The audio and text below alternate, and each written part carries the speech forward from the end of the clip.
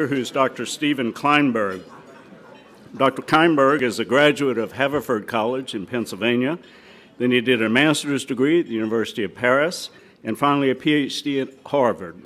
He is a professor of sociology at Rice University in Houston, and in 1982, he and his students initiated the annual Kinder Houston Area Survey, which is now in its 35th year of tracking the remarkable changes in the demographic patterns, economic outlooks, experiences, and beliefs of Harris County residents.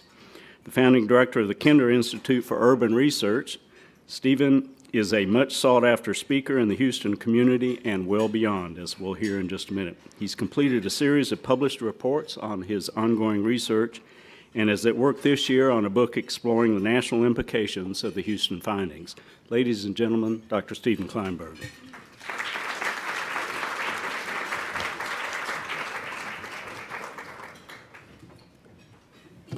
Oh, I need a microphone? Do I need a microphone? I think I do. I'll try to talk. What an honor to be here. And I'm sorry I just arrived today. I wish I could have been here for the last 3 days. It's tremendous coming together of minds and concerns and questions about how and why the 21st century in Texas is a different place than most of us thought it was going to be 15 or 20 years ago. Is this mic on? Oh, this is on. Okay. I was going to use I was going to have a lavalier, but I better use this one. Okay. You can see more clearly in... Oh, yes. Okay. All right.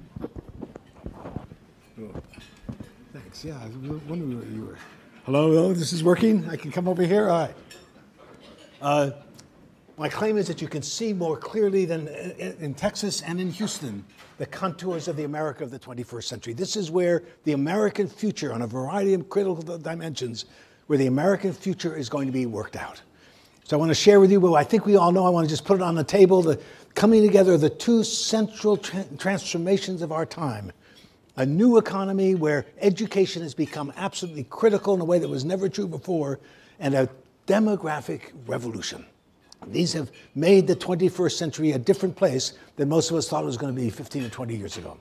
So let me just show you very quickly. This is the new economy. The 30 years after World War II, the rising tide lifted all boats. The poorest 20% of Americans more than doubled their incomes in the 30 years after World War II. Richest 5% doubled theirs. 38% of the jobs in America were union jobs. This was the era of big government, big labor, big business. The average American man, whatever his job was, however much education he had, doubled his income in real terms between 1950 and 1970, making more money every year. And those were the years when we celebrated the stay-at-home housewife mother in suburbia. The average American woman between 1946 and 1964 gave birth to 3.6 children on average, and the baby boom was launched upon the land, preceded and followed by baby bust generations. So for 60 years, there's been this bulge going through the American system. Demographers talk about it like a pig being swallowed by a python. Not very comfortable either for the pig or the python. The leading edge of those 76 million babies is turning 70 this year. And we are going to watch a literal doubling of the number of Americans over the age of 65 in the next 25 years. By 2030, the youngest of those 76 million will have turned 65, heading eventually off into the wilderness, being replaced by a very different generation of Americans. And I'll come to that other piece in just a second. That's the 30 years after World War II. Here are the last 35 years. And virtually all the benefits of economic growth have gone to the richest 5%, most of that to the richest 1%. The poorest 20% of American families are poorer today than they were 30 years ago.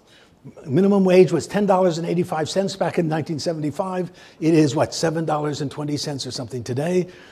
60% of all American households have stagnated or gone down in income, and virtually all the benefits of growth in the last 35 years has gone to the richest 5% of Americans. What happened? Two big things happened. Number one, globalization. If you are doing a job that I can train a third world worker to do, and I pay that third world worker $10 a day to do that job, I'm not going to pay you $10 an hour. And the other, even more important, of course, is automation. If you're doing a job that I can program a computer to do, I'm going to replace your job with an intelligent machine. We are suddenly in a new world where education, always a nice thing to have, has become absolutely essential to a person's ability to earn enough money to support a family in the global knowledge economy of the 21st century.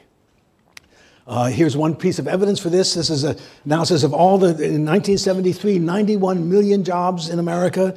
Of those 91 million jobs, 1/3 you were eligible for as a high school dropout. Another 40% required just a high school diploma and no more. 75% of all the jobs in America required high school or less. And here's what's happened to the jobs since then. And the projection is for 2020, 65% of all the jobs, of all the 164 million jobs that will exist in America in 2020, 65% will require education beyond high school. Not necessarily 4 years of college, but 1 or 2 years in a community college to acquire the technical skills that will enable you to do the jobs as skilled welders or plumbers or electricians. 65% of all the jobs require education beyond high school. And people are beginning to understand that. In our survey last year, we said, to be successful in today's world, is it necessary to get education beyond high school? Or are there many ways to succeed with no more than a high school diploma? And the sample as a whole, 60% said, you got to get education beyond high school. I fight a losing battle with people who say, if only those Latinos and African Americans valued education and understood its importance the way the Anglos and the Asians do, there would be no problem. Everyone would get the education they need. So I can break this down by ethnicity, and here's what you find. African Americans and Latinos, along with Asians, overwhelmingly recognize education is critical in today's world. It is Anglos who continue to think plenty of good jobs for anybody with a strong right arm and a willingness to work hard. If African Americans and Latinos are not getting the education they need to succeed in the global knowledge economy of the 21st century, it is demonstrably not because they don't value that education or understand its importance. It's because of what we've been talking about this morning, concentrated poverty. Kids going to overcrowded, underfunded inner city schools, facing major health problems, facing housing problems, coming to school often with PTSD, lacking the resources that are critically important to succeed in today's world. One example is of the impact of income is third grade reading. One of the moments of truth in education. If you're not reading at third grade level in third grade, you are 4 times more likely to drop out of high school. And the single most powerful predictor whether you can read at third grade level is, did you start kindergarten ready to learn to read? And rich kids start kindergarten 1.5 to 2 years ahead of poor kids. And the gap continues to expand, and the central challenge has to do with investing in the education and opportunities of all of Houstonians and all of Texans as the 21st century unfolds. And we are doing a lousy job, as we all know. Texas is 50th of the 50 states in the percentage of adults in this state who have high school diplomas, and we are 30th of the 50 states in the percentage with college educations. Texas, you didn't need education to make money in Texas. The big fortunes in Texas were made by land and all the things you could do on the land: cotton, timber, cattle, oil. The source of wealth in the 21st century will have less and less to do with natural resources, which was a basis for the wealth of Houston and Texas, and more to do with human resources, with knowledge and skills. And that is a central challenge for Texas that has never paid much attention to education, never thought it was important until very recent years. And here is another kind of powerful reminder of what we have to do here. This is, we tracked all the kids in the greater Houston metropolitan area who were in 8th grade in 2004 and asked what happens to them over the next 11 years. So 100% are in 8th grade. How many are, 94% enroll in high school, 68% get a high school diploma, 54% start out as some kind of post-secondary credential of some sort. And here's the devastating picture. 1/5 have any education, any certificate beyond high school, in a world where 65% of all the jobs will require education beyond high school. It is the central sort of political challenge of our times. How do we restore the equalizing institutions that used to ensure that most Americans could share in the prosperity of the country? And the only way to do that in today's world is by investing in education, starting from birth to college, from cradle to career. So theme number 1, growing inequalities predicated above all else on access to quality education. Theme number 2 is this striking, fundamental, irreversible transformation in the ethnic composition of the Houston, the Texas, and the American population. Why here? Why now? Here's a quick history lesson between 1820 and 2010, the number of documented immigrants coming to America in each of those decades. So here's the story. I mean, I think the big story is between 1492 and 1965, 82% of all the human beings on the face of this earth who came to American shores, 82% came from Europe. Another 12% were Africans brought here originally as slaves to serve the Europeans. There was a handful of Chinese and Japanese working as farmers and laborers in California and Hawaii. This nation, throughout all of its history, was an amalgam of European nationalities, deliberately so. It was operating under the last 40 years of that period, between 1924 and 1965, under one of the most viciously racist laws the U.S. Congress ever passed to try to give preference only to the best stock of white people, which are Northern Europeans, and basically, I could go on, but basically declaring that there are three subspecies of the white race: the Nordics, who are biologically and intellectually superior to the Alpines, who are superior to the Mediterraneans, and all of them are superior to the Jews and the Asians. And the law codified the Chinese Exclusion Act in California of 1882, the Gentleman's Agreement of Japan of 1906 to declare in that act, Asians are an inferior subspecies of humanity, ineligible from ever becoming American citizens. Asians were banned entirely from coming. And you can see what happened to immigration. It plummets. That's, of course, the Great Depression in the 1930s, followed by World War II and the terrible aftermath of World War II. We thought immigration had ended in America, that deeply flawed law could not survive the shifts of consciousness with the civil rights movements, Kennedy's assassination. Kennedy was a great champion of immigration. His last book, published after he was killed, was Nation of Immigrants, a celebration of what immigrants have brought to this country. In 1965, Congress changed the law, thinking nothing's going to change. Immigration is basically a thing of the past, but we're going to get this embarrassing law off the books. We're going to continue the hallmark of American immigration policy, family reunification. If you're a father, mother, sister, brother, son or daughter of an American citizen, you can come to the head of the line. Therefore, said Congress, nothing's going to change. Immigration is basically ended, but if it hasn't, we're going to give preference to people related to those who are already here. Then it added another provision. It said, well, if you're a professional of exceptional ability, you have skills that are demonstrably needed in a short supply, you too can come to the head of the line. And in its debates in the 50s, Congress was saying, we need to open the door for some more British doctors, some more German engineers. It never occurred to anyone that there were going to be African doctors, Indian engineers, Chinese computer programmers who would be able for the first time in the 20th century to come to America. Law was changed in 1965. It's been called one of the great inadvertent acts that the Congress has ever passed in a body, of course, known for its inadvertent acts and its unintended consequences. We thought nothing would change, and everything changed. During the 1960s, 3.5 million immigrants came to this country. Only 38% were from Europe. 1970s, 5 million came. Only 18% were Europeans. 1980s, 90s, and 2000s, 10 million immigrants per decade have been coming to America. 88% coming from Asia, Latin America, Africa, and the Caribbean. The United States, that throughout all of our history had been an amalgam of European nationalities, is becoming a microcosm of the world. The first nation in the history of the world that can say we are a free people and we come from everywhere. Truly remarkable change. This happening at the same moment as the American economy is becoming fully integrated into a single global world economic system. America, the only nation on earth that is a microcosm of all the peoples, of all the religions, of all the ethnicities on the planet. Immigration is network driven, so it's not happening at the same rate everywhere. The two big immigration capitals, of course, are New York and Los Angeles, followed by Chicago, Miami, and right after Chicago, Houston, San Francisco, Washington, followed next by Dallas, Boston, Atlanta, spreading out to every city and town across America. No city and no state has been transformed as rapidly, as fully, as completely, as irreversibly as Houston and Texas. Here are the census figures for Houston. Houston, throughout all of its history, was a biracial southern city dominated and controlled in an automatic, taken for granted way by white men. And in the space of the last 35 years, has become the single most ethnically diverse major metropolitan area in the entire country. There was our biracial world. In 1960, there were 1.243 million people living in Harris County, Texas. 74% of us were Anglos, 20% African Americans.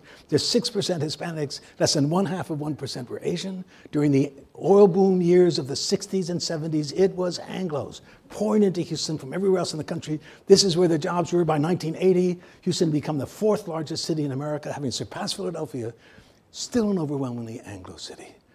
After the oil bust of 1982, when Houston, just to remind you, right, but 1 million people moved into Harris County between 1970 and 1982, 1,380 people a week, a city world famous for, who cares if it's ugly, so what if it smells, it's a smell of money, come on down, booming economy. So we did our first survey in 1982. 2 months later, the oil boom collapsed, and Houston went into major recession. 1 out of every 7 jobs that had been in Houston in 1982 disappeared. Worst regional recession of any part of the country at any time since World War II, in a city that had known nothing but economic boom from its beginnings until that fateful date of May 1982, when the world that Houston inhabited changed forever.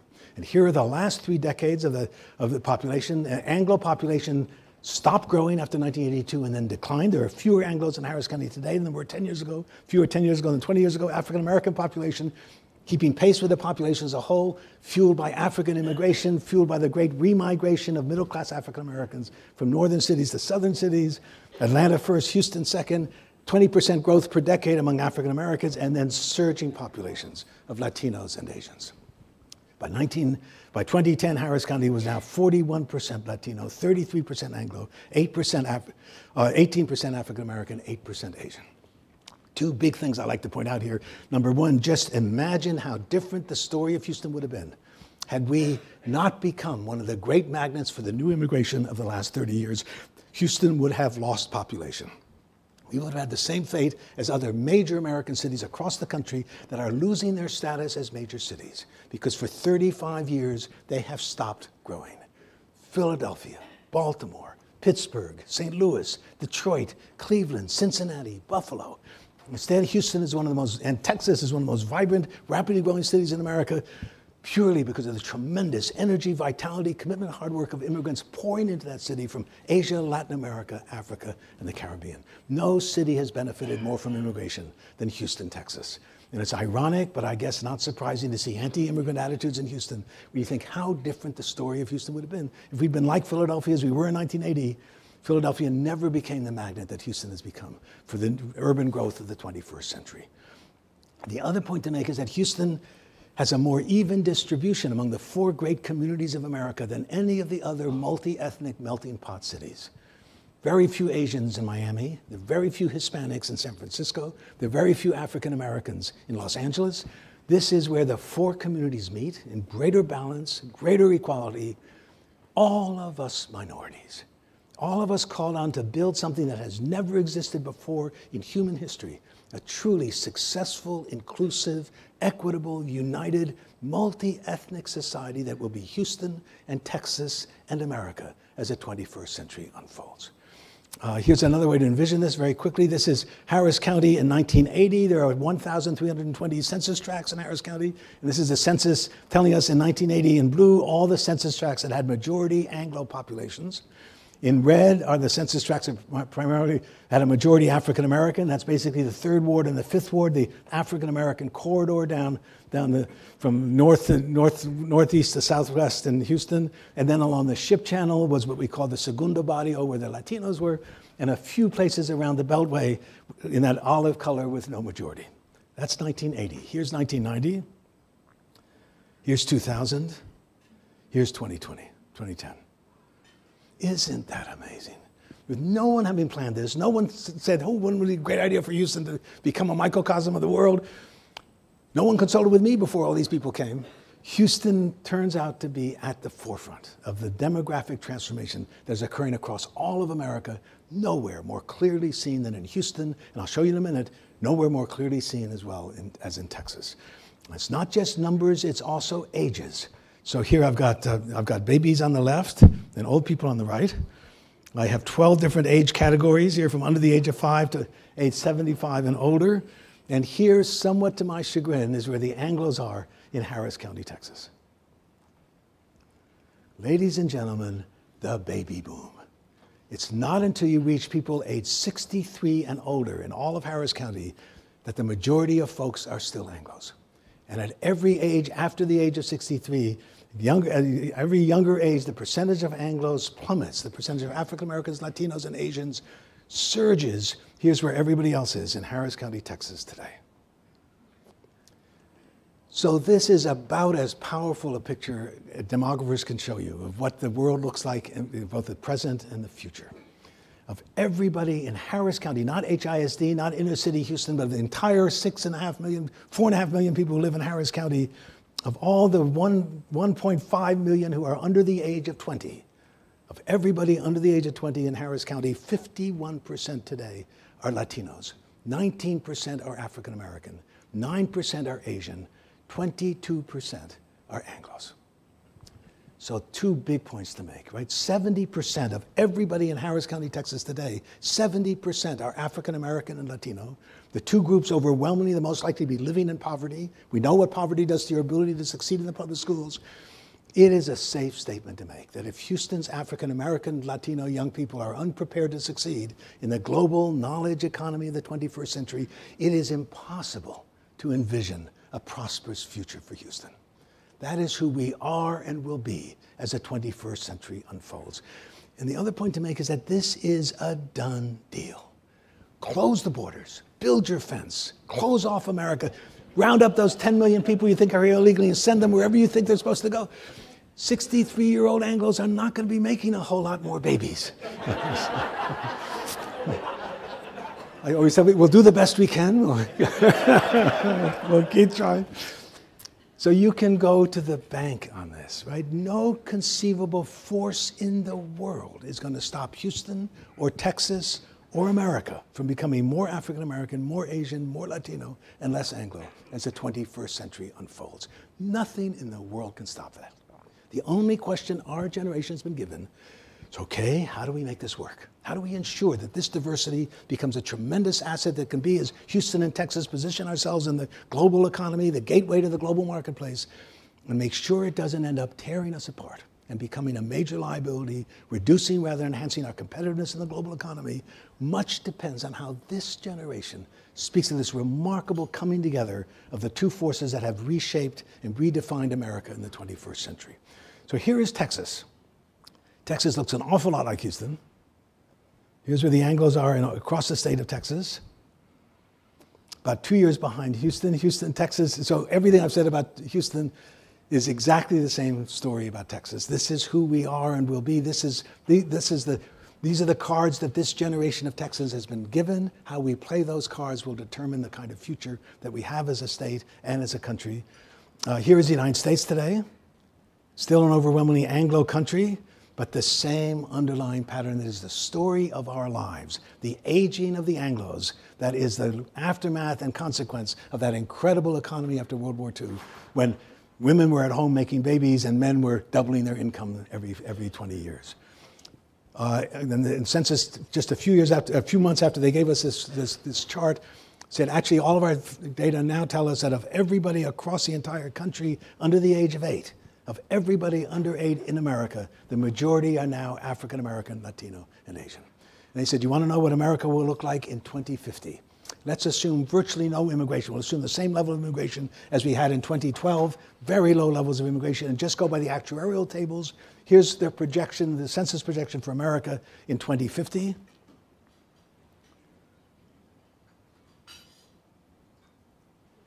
That is very close to Texas today. Yeah.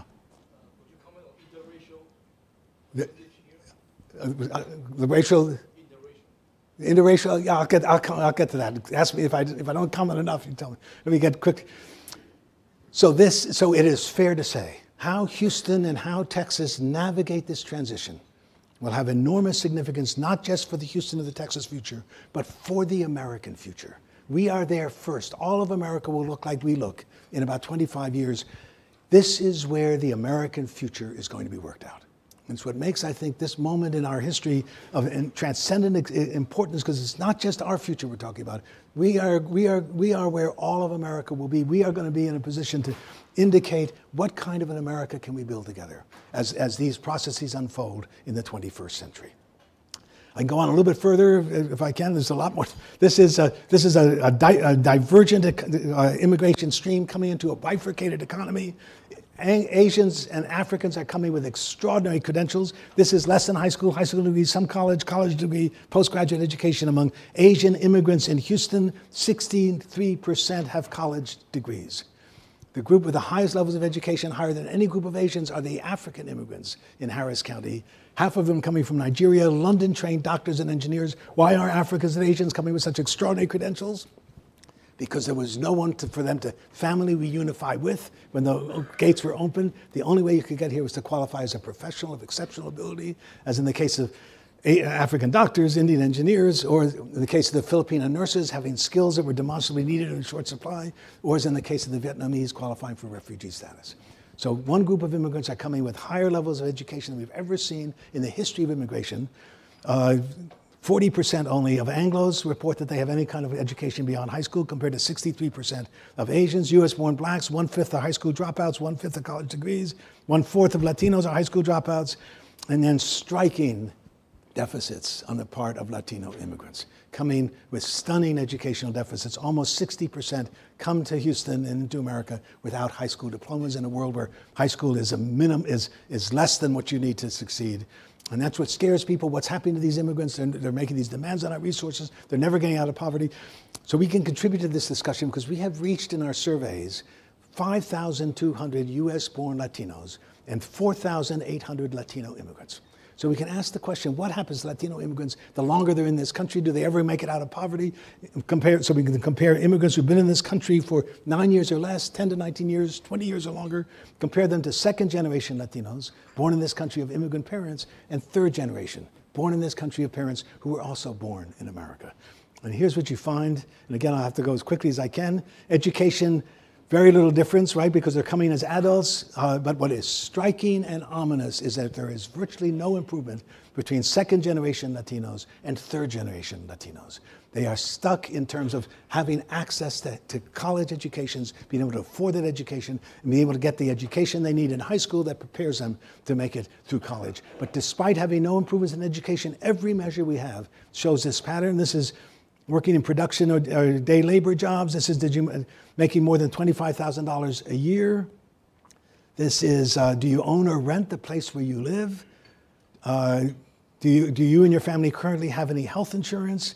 Do you have access to the internet in your home or place of business? Strikingly, Latino immigrants coming with very low levels of formal education are working their way out of poverty at least as fast as the Italians and the Greeks and the Poles did 100 years ago, when the same concerns were being expressed about that third generation of immigrants. And it's a reminder that of what the great American story, right? Who braves the journey? Who undertakes to overcome all the obstacles we put in the way of people who want to come to this country?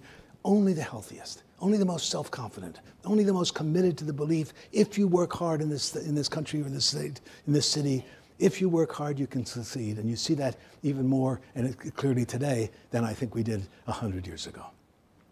And as we measure people's attitudes toward immigration, this is identical questions, surveys done every year in exactly the same way. And this is 4 questions we ask in alternating years. Large numbers of undocumented immigrants are in the Houston area. How serious a problem do you think that is for the city? Very serious, somewhat serious, not much of a problem. Percentages say not a very serious problem. Looks like that. Then we said, here's a scale where 1 means very unfavorable feelings and 10 means very favorable feelings. Where on this scale would you characterize your feelings about undocumented immigrants? Percent giving ratings of 6 or higher goes from 31 to 49%. You in favor opposed to granting illegal immigrants a path to legal citizenship if they speak English and have no criminal record. And then asking of all immigrants in general, do immigrants into America today generally contribute more to the American economy than they take, or do they take more than they contribute? And you can see exactly that same pattern of lessening antagonism, more and more acceptance of immigration, largely for 2 reasons, I think. Number 1, immigration has basically ended in America. My Republican friends to the contrary notwithstanding, immigration peaked in 2007. Every year since then, the Pew Research Center has announced more Mexicans left the United States to go back to Mexico than left Mexico to come here. There's virtually no new apprehension of illegal immigrants. Immigration has basically stopped. And so the fears that we had about immigration and about an invasion is much less than it used to be. And the other point is that the great growth today in the population of Latinos and Asians is no longer new immigrants. It is the 100% American kids who are the children of the immigrants of 25 and 30 years ago. And so there's a much greater acceptance and support for all of that. And you can see this beginning to take shape in cities like Houston and Dallas and San Antonio that have been meccas for immigration in the past. The single most powerful predictor among Anglos of comfort with diversity, of support for immigration, the single most powerful predictor is age.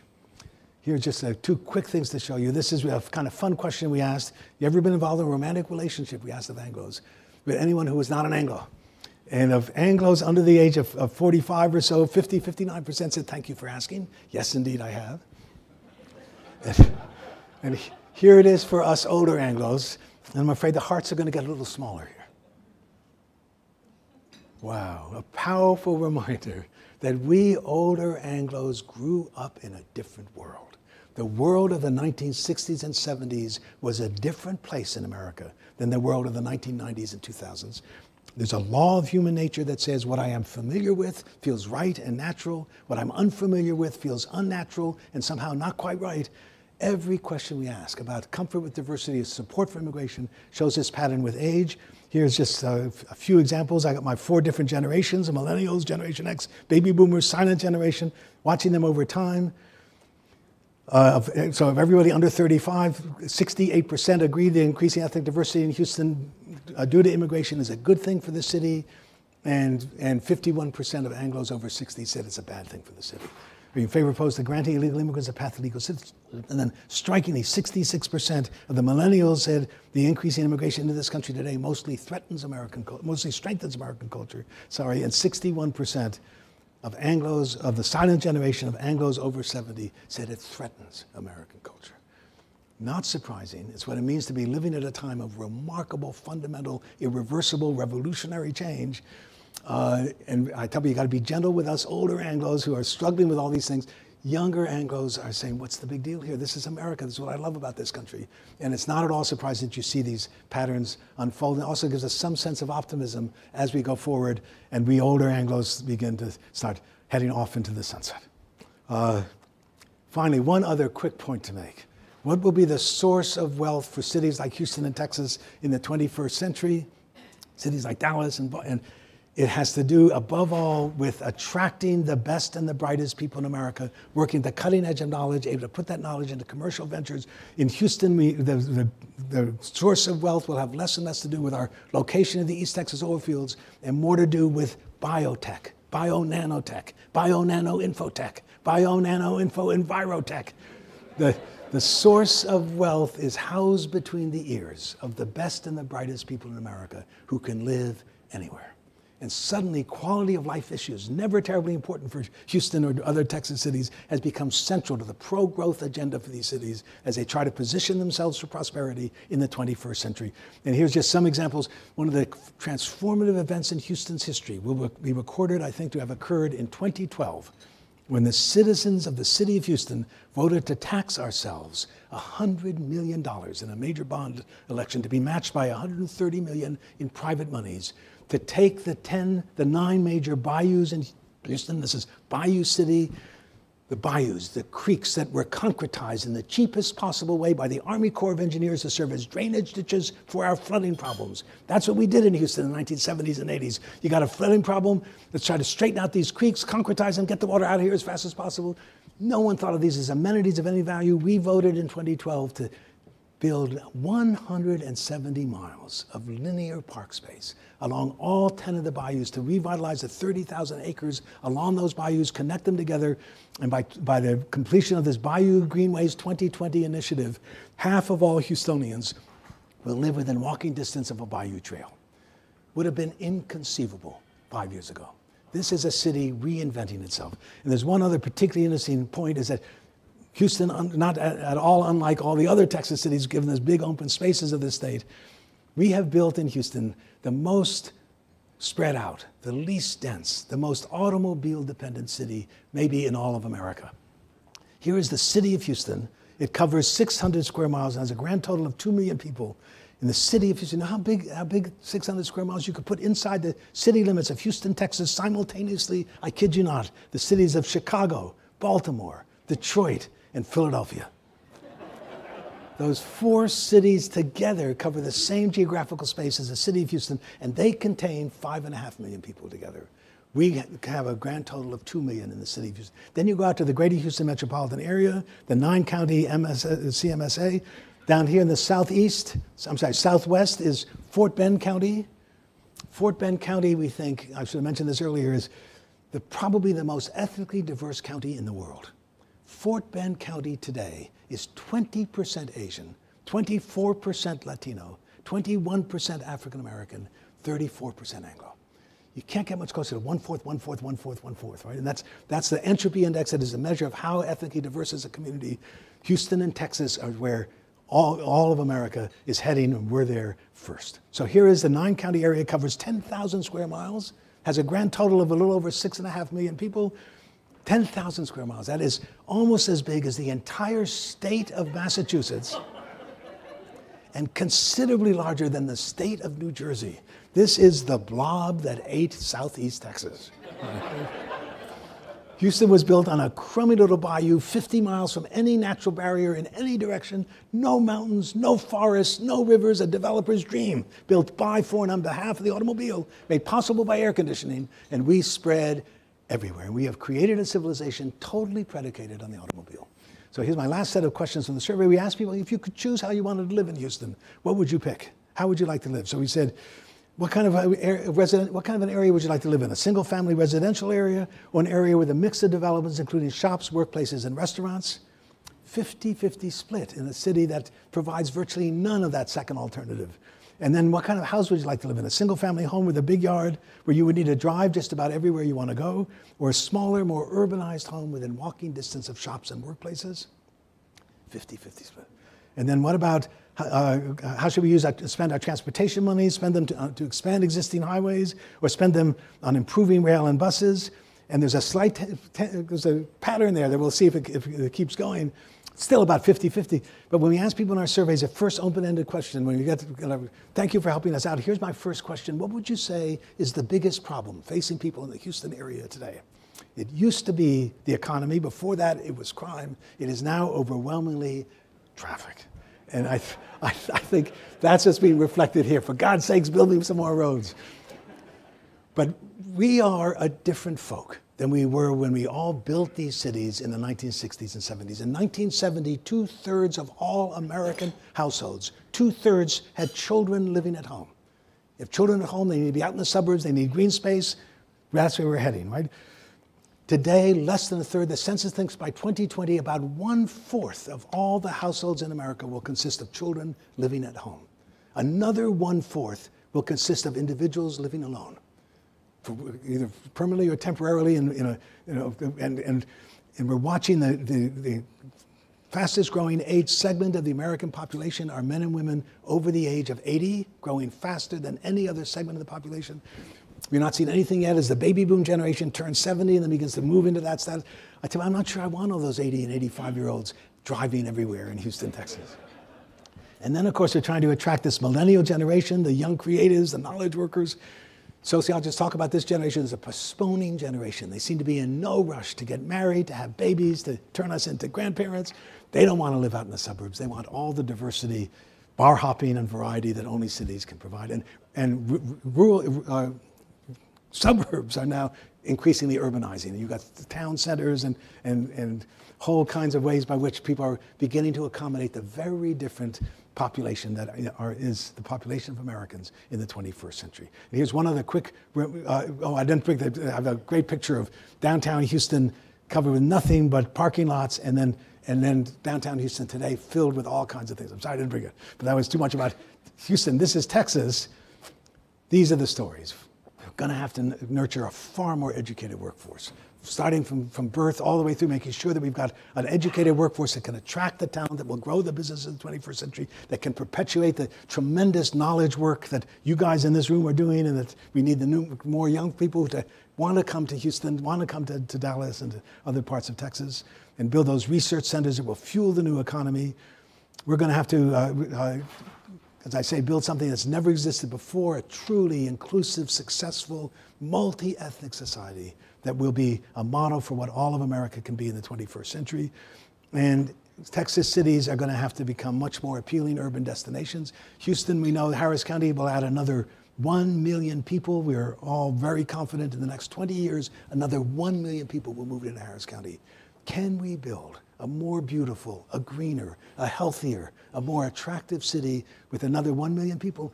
Only if we regroup and find a way to guide that growth and to ensure that we can respond to the shifting preferences and needs of the population as the 21st century unfolds. So I tell people, boy, what an incredibly interesting place this is to be a sociologist and to watch these transformations. What a tremendously important time for all of us, I think, as we work to try to ensure that these cards that this generation has been dealt, that we can play those cards in a way that builds a truly successful city and state in the context of the 21st century. Thank you all very much. Open it to questions. Thank you so much.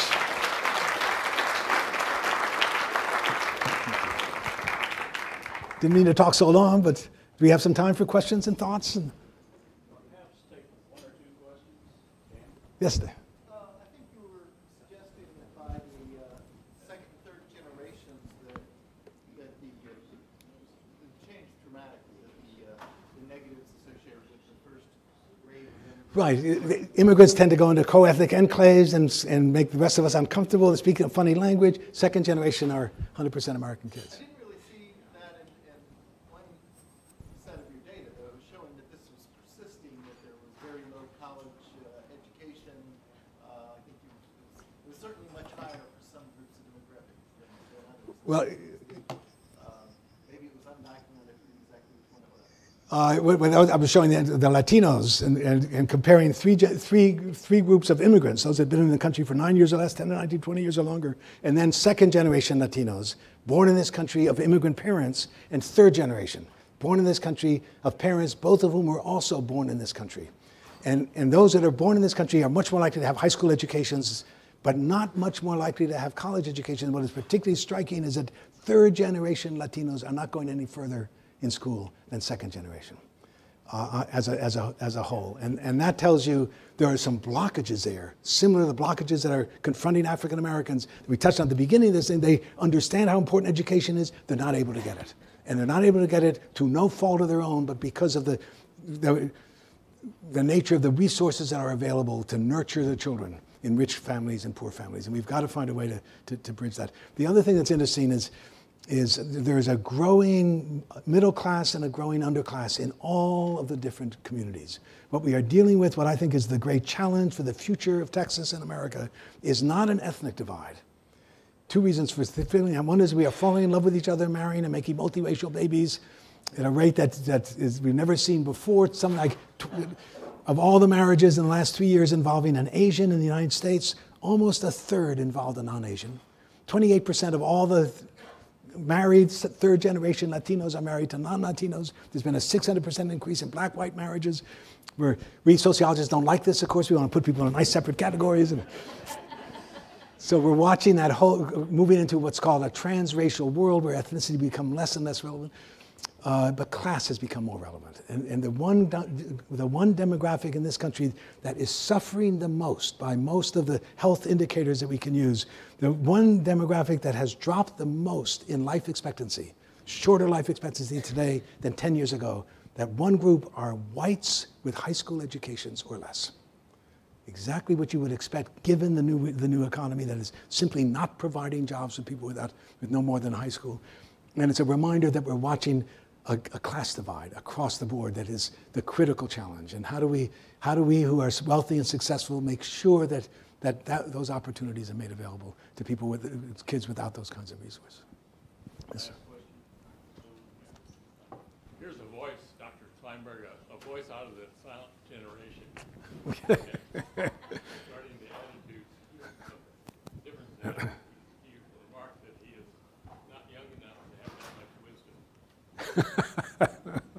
There are advantages of growing older. That's right. I was reminded of one of my good friends just turned 25. I was thinking, why am I jealous? I don't want to be 25 again. I want to be here for the next 50 years. I want to watch how we deal with this, how this unfolds. But right, and also these are big generalizations, right? And we're all changing. And in fact, one of the things we can do now with our 35 years of surveys is to track the baby boom generation. When we first started the interviews in the 1980s, they were just in young adulthood, and then in the 90s and early 2000s, they were middle-aged, and now they're heading into older age. And you can watch them change as they get older to become more supportive of immigration in various ways, but above all, more supportive of gay rights. You can just see the increasing as we get older. But the world is changing so fast, we often there's a pop sociology argument that says people basically don't change after 25 and 20, and that's why the world that they grew up in is the world, and that's why it's a cohort succession that accounts for change. Nonsense, right? We continue to grow and change through our whole lives, and that's a reassuring fact, I think, in all of this. Thank you all so much. It's great to be here. Thank you.